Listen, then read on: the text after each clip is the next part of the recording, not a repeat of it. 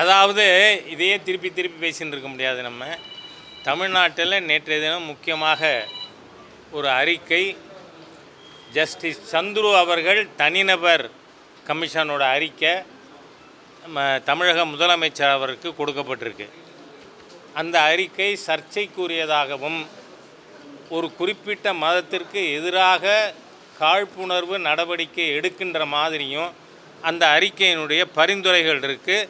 அந்த அறிக்கையை totally it should be rejected by the state government. ஏன்னு சொன்னால் ஹிஜாபுக்கு அணிய தடைன்னு சொன்னால் அது தவறு. ஹிஜாப் அணியறதுக்கு அனுமதி கொடுக்கணும்னு பேசக்கூடிய ஒரு செக்ஷன். இன்றைக்கி ஹிந்துக்கள் பெண்கள் நெத்தியில் பொட்டு வச்சுட்டு வரக்கூடாது, கோயிலில் இருந்து கட்டுற கயிறு கையில் கட்டப்படாது, இந்த மாதிரியாக இருக்கின்ற பரிந்துரைகள் இது ஈவாஞ்சலிக்கல் குரூப்போட ரெக்கமெண்டேஷனுங்கிறதுல எங்களுக்கு ரெண்டாவது கருத்து இல்லை. மேலும் ஸோ இம்ப்ராக்டிகபிள் ஒரு பள்ளிக்கூடம் இருக்குதுன்னு சொன்னால் அந்த பள்ளிக்கூடம் இருக்கிற இடத்தை சுற்றி இருக்கின்ற பெரும்பான்மை சமுதாயத்தை சேர்ந்தவர் அங்கே ஆசிரியராக இருக்கப்படாதுன்னா அது எந்த மாதிரியாக அது செயல்படுத்த முடியும்? அது எப்படி பெரும்பான்மை சமுதாயத்தை ஒதுக்க முடியும்? ஆகவே இது ஏதோ ஒரு மெஜாரிட்டி ரிலிஜனை டார்கெட் பண்ணுறது மாதிரியாக ஜஸ்டிஸ் சந்துருவோட அறிக்கை இருக்குது. ஆகவே இந்த அறிக்கையை தமிழக அரசாங்கம் totally it should be rejected.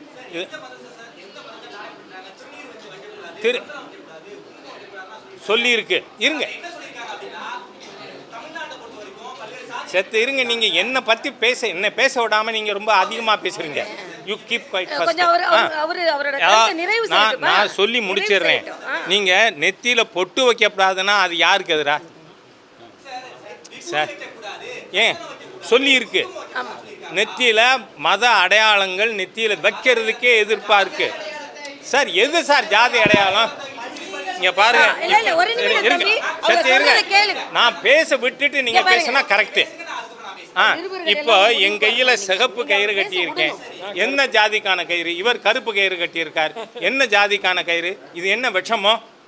ஆகவே சொல்கிறேன்னா it is targeted against Hindus by ஒரு பர்டிகுலர் ரிட்டையர்ட் ஜட்ஜ். அதனால் இருங்க வரேன், அதனால் அதை ஏற்றுக்க முடியாது. அப்புறம் நெற்றியில் நெற்றி திலகத்திற்கு அப்ஜெக்ஷன் இருக்குது.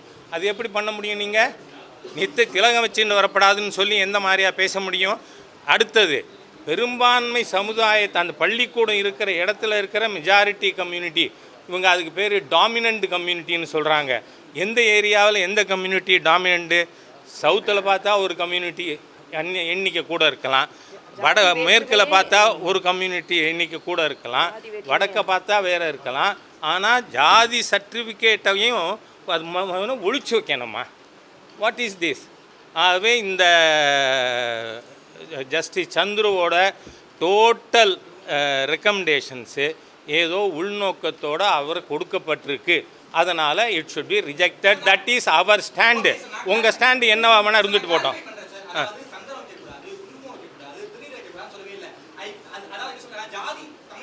ஏன் why you are arguing for one government one section? எந்த கட்சி ஜாதி கட்சி? ஏன் இப்போ விசிகா ஜாதி கட்சியா இல்லையா? இப்போ விசிகா ஜாதி கட்சியா இல்லையா? அதை முதல் இங்கே இருங்க. You first come out. அந்த கலர்ல யார் வச்சுக்கிறாப்பா? அதுக்கு தான் கேட்டேன்னா, இவர் வேறு சமுதாயம், நான் வேறு சமுதாயம். என் கையில் நான் சிவப்பு கயிறு கட்டி இருக்கேன். இவர் பாருங்க, அனாவசியமா நீங்க ஒரு மிக மோசமான recommendation. No, Justice Chandru's recommendations are malicious. I tell. தம்பி வணக்கம். இப்போ நான் வந்து சந்தனம் வச்சு குங்குமம் வச்சேன். இது எந்த கட்சி? நெத்தியில அடையாளம் இருக்கக்கூடாதுன்னு இருக்குதுல. இல்ல கட்சி சின்னம்னு சொல்லல. அல்ல அப்படி சொன்ன நீங்க எப்படி இன்ஃபரன்ஸ்க்கு வருவீங்க? அப்படி கட்சி சின்னம்னு சொல்லலையே. இல்ல டீச்சர்ஸ் ஜாதி வேணும் வேண்டாம்னு சொல்றது கட்சி. இப்ப நாங்க கட்ட கயிறு என்ன பண்றதுன்னு கேக்குறேன். பாருங்க, let it be your stand. இல்ல which media you belong to, I don't know. Let it be your. போதும். ஒருத்தங்களுக்கு ஒரு கேள்வி கேட்டா போதும் தம்பி. நீங்க என்ன யூடியூபா? கேளுங்க. நீங்கள் யூடியூபா? கேளுங்கப்பா, வேற யாரான்னு கேளுங்க. அதனால ஜாஸ்தி பேச வேண்டாம். ஏன்னா வேற யாரான்னு கேளுங்க. அப்படி இல்லை, மெயின் ஸ்ட்ரீம் மீடியாவுக்கு இடையில நீங்கள் மாத்திரம்தான் வந்து அனாவசியமாக ஆர்கியூ பண்ணிட்டு இருக்கீங்க.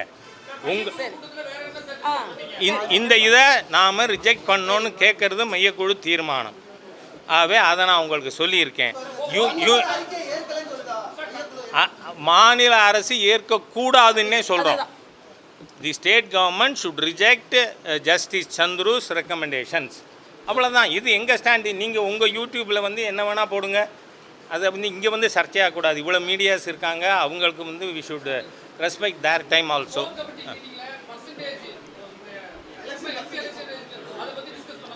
அதாவது பர்சன்டேஜ் பற்றியும் டிஸ்கஸ் பண்ணப்பட்டிருக்கு. ஏன்னா பாரதிய ஜனதா கட்சி மட்டும், ஒரு நிமிஷம், பிஜேபி மட்டும் 9 பாராளுமன்ற தொகுதிகளில் 2வது வந்திருக்கோம்.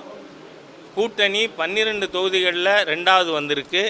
வந்து டோட்டல் மொத்தம் 12 தொகுதிகளில் நாங்கள் 2வது இடம் வந்திருக்கோம். 18.6% எங்களுக்கு வாக்கு கிடைச்சிருக்கு. மொத்தம் 80,000 என்டிஏக்கு கிடைச்சிருக்கிற வாக்குகள் 80 லட்சம்.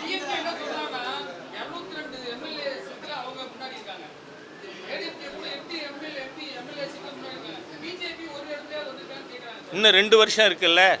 இப்போதைக்கு 6% ஓட்டு தானே இப்போ குறைஞ்சிருக்கு. இருங்க, நீங்கள் கேட்டுட்டீங்க, பதில் சொல்கிறேன். இருங்க தம்பி, நான் சொல்கிறேன். இப்போது போன பார்லிமெண்ட் தேர்தலுக்கும் இந்த பார்லிமெண்ட் தேர்தலுக்கும் திமுக 3 ஆண்டுகளில் 6% ஓட்டு இறங்கியிருக்கா. மீதி 2 வருஷத்தில் இன்னும் அதிகமாக குறையும். அதனால் திமுக வெற்றி பெற முடியாத சூழ்நிலை ஏற்படும். ஏற்கனவே மத்திய அரசாங்கம் தெளிவாக இருக்குது, கரப்ட் செக்ஷனுக்கு மீது நடவடிக்கை எடுக்கப்படும்னு. ஆகவே we are very confident about 2026. Thank you. ஏற்கனவே ஆட்சி செய்த கட்சி, நாங்கள் இப்போ தான் வளர்ந்து கொண்டு இருக்கிறோம். பல இடங்களில் 2வது இடத்துக்கு வந்திருக்கிறோம். அதனால முதலுக்கு பக்கத்துல கூட வந்திருக்கோம். தென்சென்னையில கூட முதலுக்கு ரொம்ப பக்கத்தில் வந்திருக்கோம் சில தொகுதிகளில். அதனால நாங்கள் வளர்ந்து வருகிறோன்றது நாங்கள் ஒப்புக்கொள்கிறோம், மக்களும் ஒப்புக்கொண்டு இருக்கிறார்கள். தமிழகத்தில், ஏன்னா மத்தியில் ஒன்று தமிழகத்தில்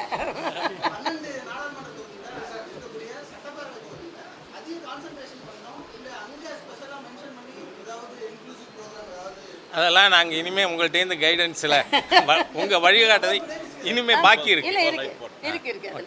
ஓகே, தேங்க்யூ.